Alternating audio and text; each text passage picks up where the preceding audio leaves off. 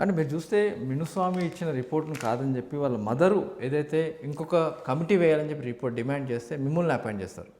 మీరు వాళ్ళ మదర్ రిపోర్టును కాదు, ఆమె నాకు కొన్ని అనుమానాలు ఉన్నాయి. మొదట ఆమె నా కూతుర్ను ఎవరు అత్యాచారం చేయలేదు, నాకు 9:30 ప్రాంతంలో 8:30 ఆ ప్రాంతంలో ఫోన్ వచ్చింది కేర్ హాస్పిటల్ బంజారా హిల్స్ నుంచి, మా పాప ఆసుపత్రిలో ఉంది అని. ఇమీడియట్గా నేను మా అబ్బాయిని తీసుకొని ఆటోలో బంజారా హిల్స్కి వచ్చాము. ఇక్కడికి వచ్చేప్పటికి సుమారు 9:30 అయింది రాత్రి. తర్వాత ఆమె ఇంటెన్సివ్ కేర్ యూనిట్లో ఉండటంతో అర్ధగంట సేపు మమ్మల్ని లోపలికి వెళ్ళనివ్వలేదు. మేము వెళ్ళేప్పటికీ మా పాప చుట్టూ 7 మంది డాక్టర్లు ఉన్నారు. ఆ 7 మందిలో ఒకరు హౌ ఆర్ యూ అని అడిగితే ఐఎమ్ ఓకే సార్ అని మా పాప ఆన్సర్ ఇచ్చింది. అది నిజమేనా అని ఒక విలేకరు అడిగితే కన్న తల్లిగా నేను అబద్ధం చెప్తానని ఆ విలేకరిని గదవాయించింది. ఇది 13వ తేదీ ఫిబ్రవరి 2002లో ఆమె ఇచ్చింది. అన్ని పేపర్లోనూ వచ్చింది. మీ దగ్గర కూడా పేపర్లు ఉంటే అప్పటి చాలా దాంట్లో ఇక్కడెక్కడా లేకపోతే మీరు సెంట్రల్ లైబ్రరీ ఉంది కదా అబిడ్స్లో, అఫ్జల్గంజ్లో, అక్కడ పోతే వాళ్ళు year wise date wise file చేసింటారు, అక్కడ దొరుకుతాయి. సో ఇది ఆమె చెప్పింది. అంటే ఆమె ఏంటి, ఘంటాపథకంగా నా కూతుర్ని ఎవ్వరూ అత్యాచారం చేయలేదు. ఆమె సిద్ధార్థరెడ్డి తల్లి వాళ్ళ పెళ్ళికి ఒప్పుకోకపోవడంతో ప్రియుడితో కలిసి విషం సేవించింది.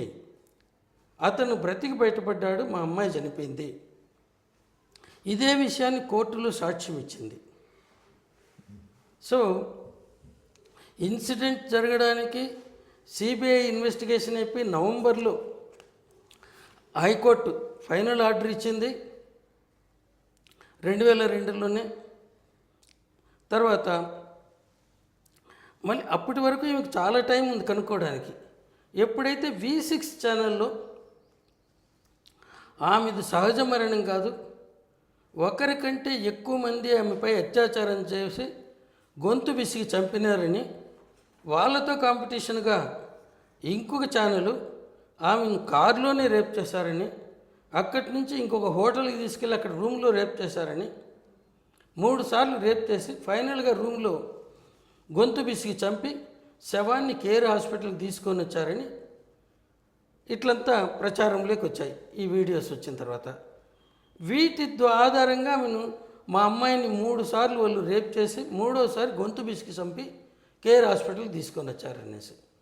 కేర్ హాస్పిటల్లో అఫిషియల్గా వాళ్ళు చూపించింది అడ్మిషను రాత్రి 8 గంటలకు ఆ రోజు 13వ తేదీ 23వ తేదీ జూలై 2002లో అప్పుడు చూపించారు. మళ్ళా నెక్స్ట్ డే 11:45కు ఉదయం అప్పుడు చనిపోయిందని చూపించారు. సో 15:45 ఆసుపత్రిలో ఆమె మృత్యువుతో పోరాడుతూ బ్రతికునింది.